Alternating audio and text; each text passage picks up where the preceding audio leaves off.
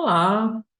Então, a aula de hoje a gente vai falar sobre flexão e é uma continuação aí dos nossos temas dentro da disciplina de resistência dos materiais.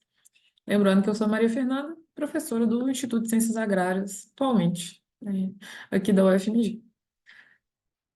Bom, para a gente lembrar de flexão, a gente pode usar aquele exercício tradicional, que a gente deita no chão, exercício físico, tá, gente? Aquela atividade física.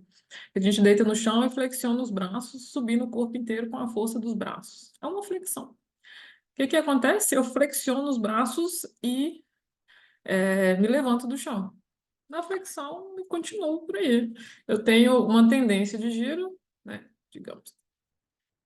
Então, eu estou fletindo o meu material, ou tenho uma tendência de giro para baixo, também estou fletindo. O que que é o ponto principal que a gente não pode esquecer aqui? E fica mais fácil de enxergar que quando eu tenho essa flexão aqui, eu estou tracionando embaixo e comprimindo em cima. Ou se eu estou para baixo, eu estou tracionando em cima e comprimindo embaixo. E isso é o que a gente usa de melhor, digamos assim, para poder entender flexão. Então vamos chegar na fórmula de flexão e como que a gente trabalha com ela, né? Nessa aula aqui, a gente vai tentar ser bem simples nesse sentido.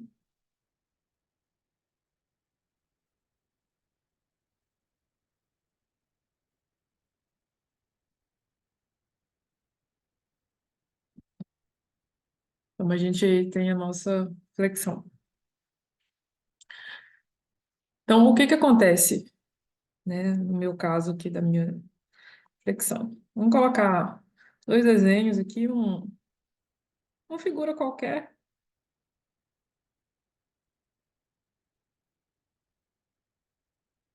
e vou colocar já uma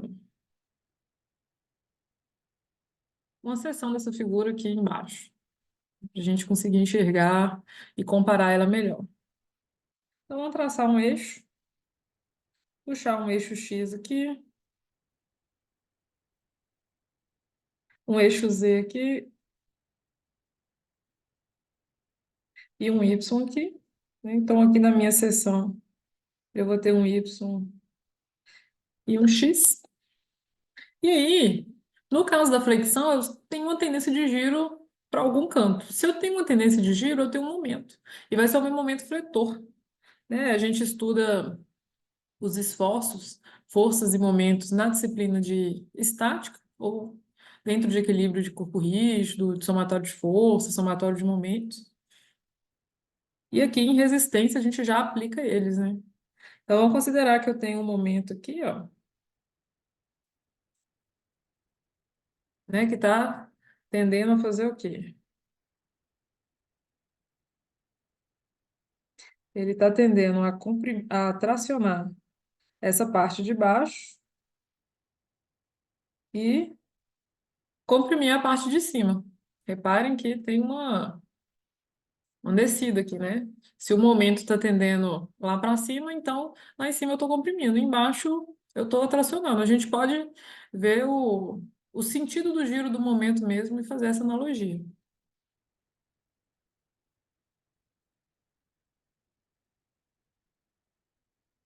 Mais fácil de enxergar aqui no meu desenho de baixo.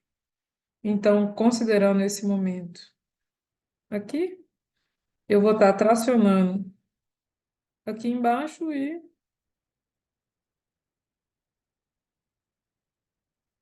comprimindo na parte de cima. Então, isso sempre vai acontecer com a gente. Se eu estou tracionando uma parte e comprimindo a outra, o que vai acontecer no centro aí? Eu vou ter uma parte que isso vai zerar, né? E aí, nessa parte que isso vai zerar, vou chamar aqui embaixo de LM, que vai ser a minha linha neutra. E aqui em cima, eu não estou falando de linha, né? Estou falando de superfície. Então,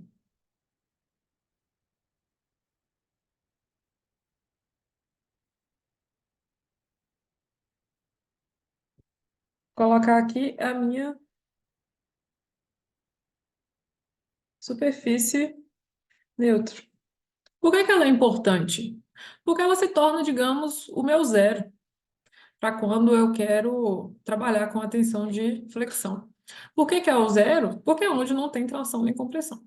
É onde zera esse ponto aqui dentro do meu material. E aí, se a gente pegar aqui nesse exemplo básico, eu já consigo enxergar que, por exemplo, onde que vai acontecer a minha tensão de flexão máxima? Lembrando que tensão de flexão, né?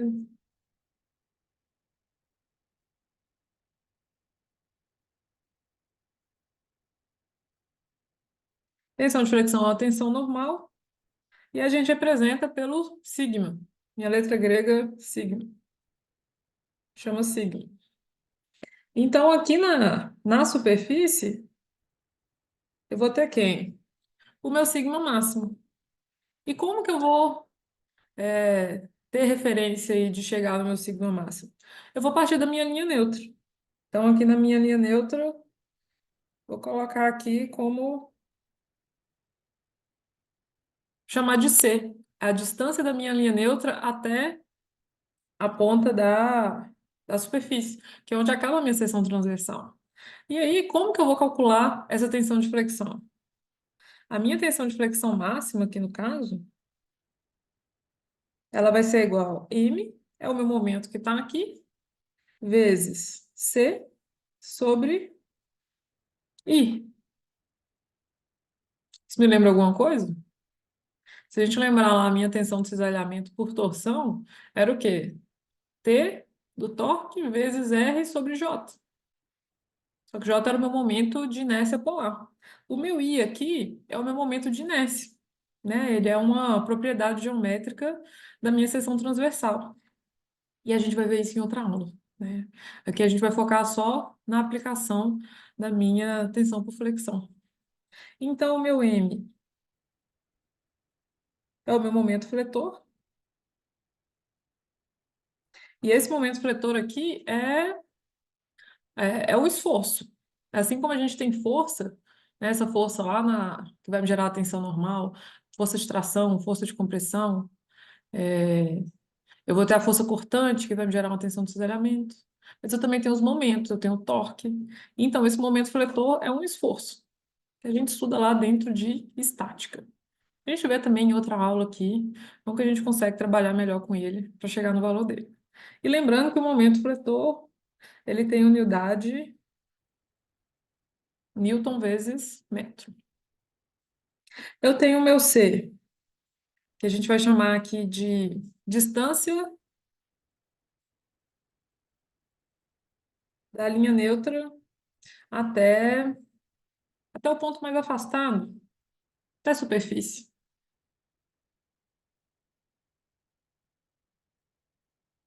E tem o meu I, que vai ser o meu momento de inércia. Não coloquei aqui a minha distância, mas a minha distância, ela pode ser medida em metros, né, uma distância. O meu momento de inércia é uma propriedade de área e ela pode ser medida em metros a quarta. Propriedade de área, não, desculpa, é uma propriedade geométrica de uma superfície. Se a gente fizer a unidade dimensional aqui, ó, vamos ver, vou colocar aqui na outra folha. Eu tenho que o meu sigma é igual a mc sobre I. Então, eu tenho um momento, Newton vezes metro, vezes o C, metro, sobre o I, metros a quarto. Então, corta, corta, fica 2 Newton por metro quadrado é igual a Pascal, unidade de tensão, né? Lembrando que aqui, quando a gente trata de tensão de flexão, a gente está trabalhando com mecânica dos sólidos, está trabalhando com resistências materiais. Em geral, a gente está trabalhando em megapascal ou gigapascal, pelo menos quilopascal. Eu preciso de um esforço maior aqui dentro. Então, às vezes, eu vou ter aqui um vezes 10 a 6, 10 a 3, 10 a 9. Aí vai depender de cada situação. Então, beleza. De forma semelhante, considerando esse vermelhozinho aqui, eu posso querer uma tensão de flexão aqui, que eu vou chamar de sigma. Mas nesse caso, ele está a uma distância o quê? Y da minha linha neutra. E quando isso acontece, quanto que vai ser a minha sigma? Lembrando que nesse caso, o sigma pode estar em qualquer posição, né? Em qualquer ponto. O meu mesmo momento fletor, só que agora, em vez de usar C, eu vou usar Y sobre o meu I. Quem que é o meu Y? É uma distância intermediária.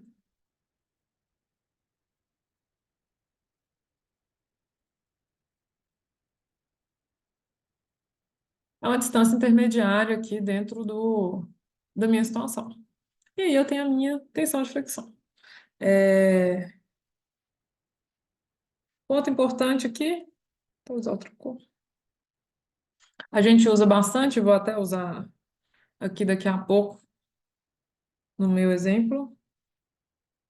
Para um retângulo de base B e altura H, o meu momento de inércia pode ser tabelado, a gente vai aprender a calcular isso em outra aula, e ele vale BH ao cubo sobre 12 quando ele está em relação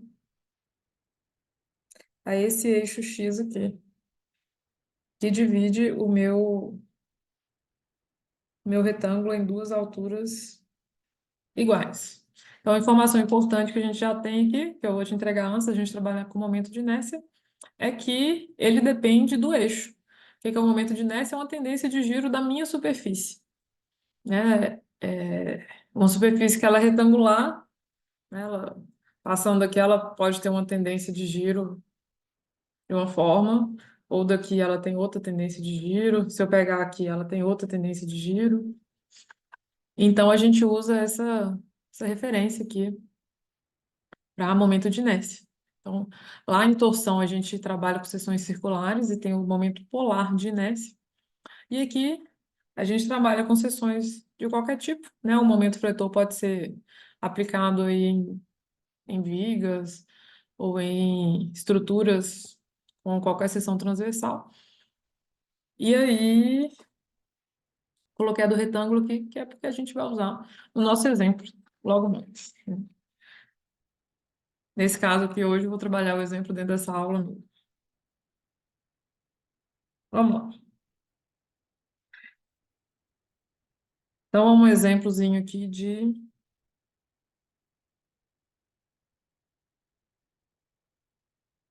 tensão de flexão. Então, tem uma seção retangular. Então, a minha seção retangular aqui,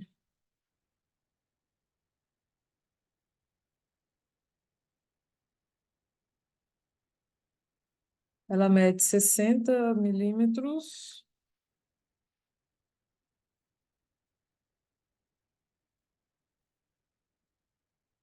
E vai ser a minha linha neutra, eu já vou deixar ela marcada.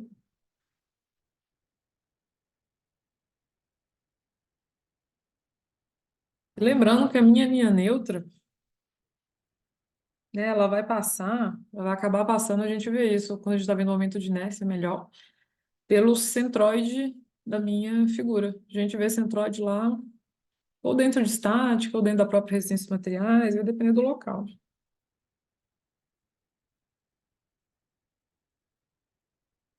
E aqui eu tenho 60 milímetros e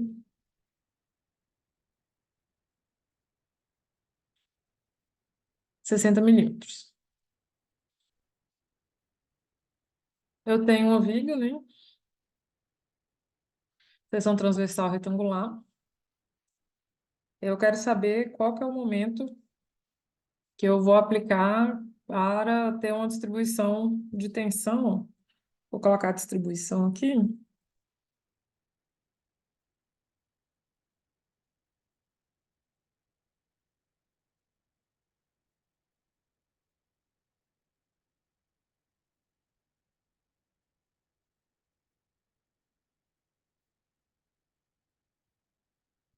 Uma distribuição de tensão máxima de 20 megapascal. Né? Então, eu tenho aqui que ela está tracionando embaixo.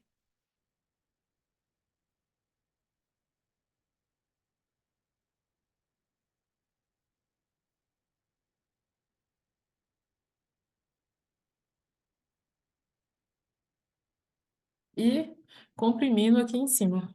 20 megapascal embaixo e 20 megapascal em cima. Se eu pegar lá o meu desenho outro, fazer a parte da seção aqui,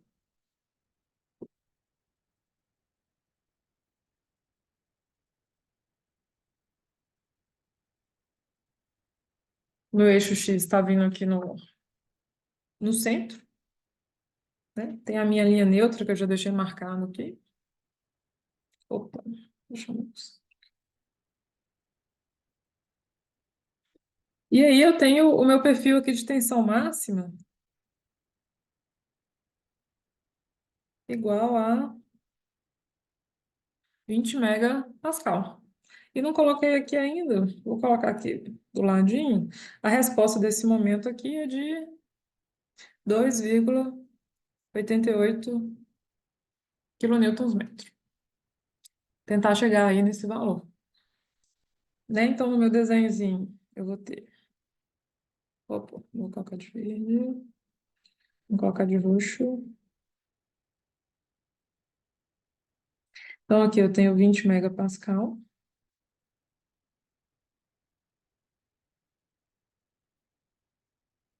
Qual que é a distância aqui da linha neutra na minha superfície? 60 milímetros. É,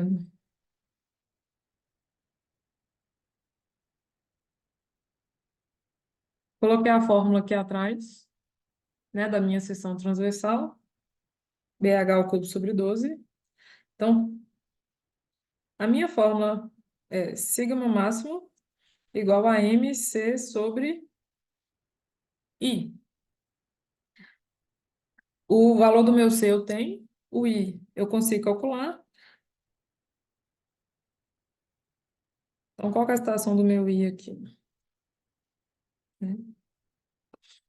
Eu preciso calcular em relação à minha linha neutra.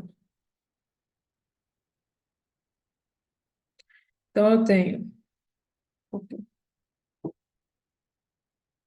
60 mais 60, 120 milímetros. 60 aqui em cima. Quanto que vale o meu I? BH ao cubo sobre 12 vai ser igual. Quem que é a base? 60. Vou colocar aqui vezes 10 a menos 3, para a gente resolver em metros. Vezes H, 120, vezes 10 a menos 3 ao cubo, metros cúbicos, sobre 12.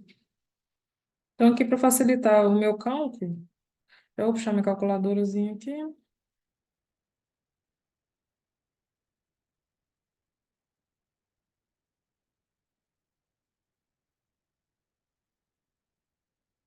Vou tirar esse zero aqui.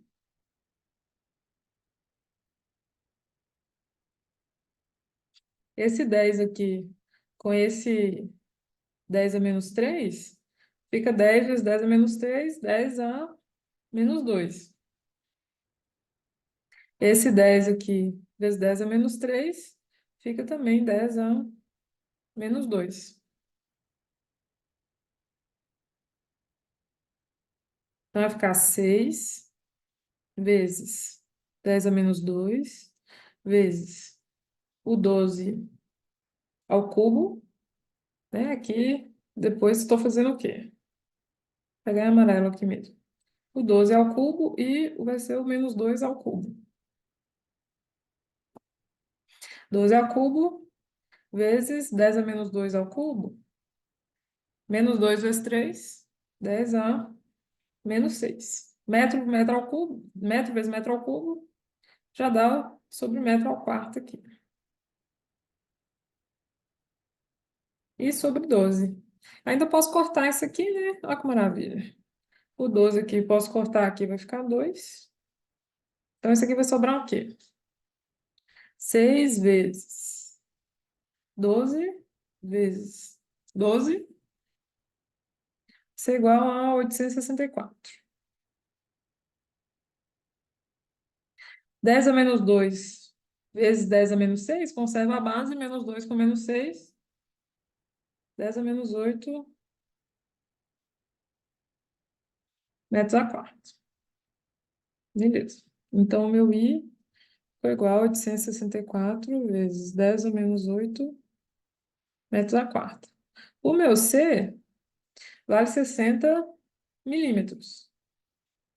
C é igual a 60 milímetros, que é igual a 60 vezes 10 a menos 3 metros.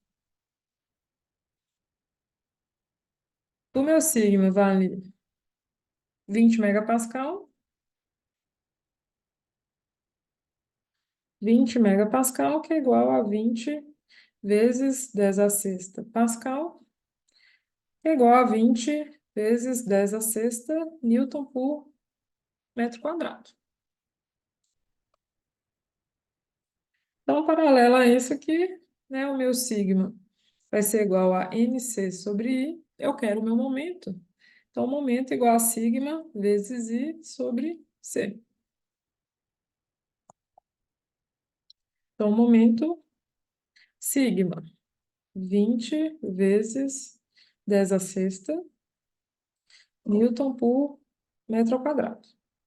Vezes o meu I, 864 vezes 10 a menos 8 metros a quarta, sobre o meu C, 60 vezes 10 a menos 3 metros.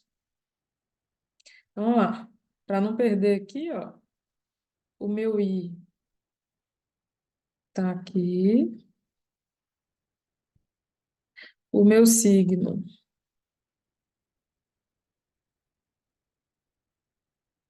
tá aqui,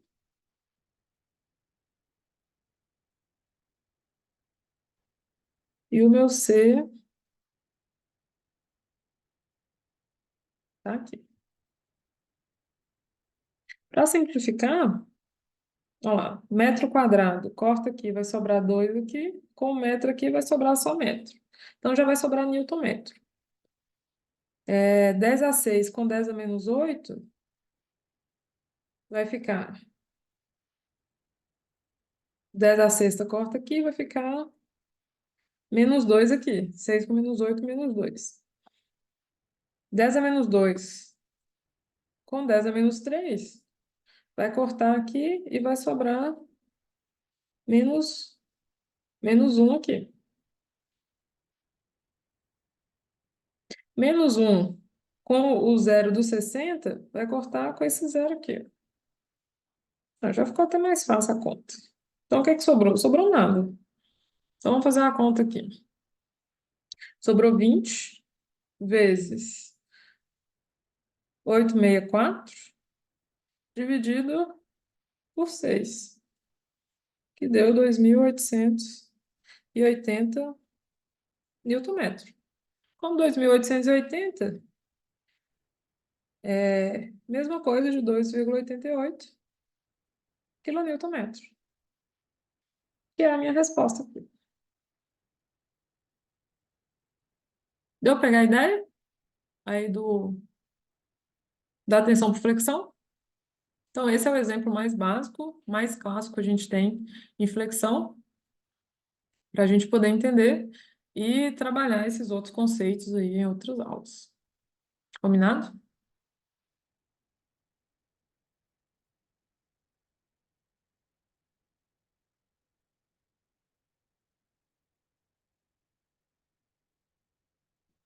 Bom, isso é o que temos para hoje.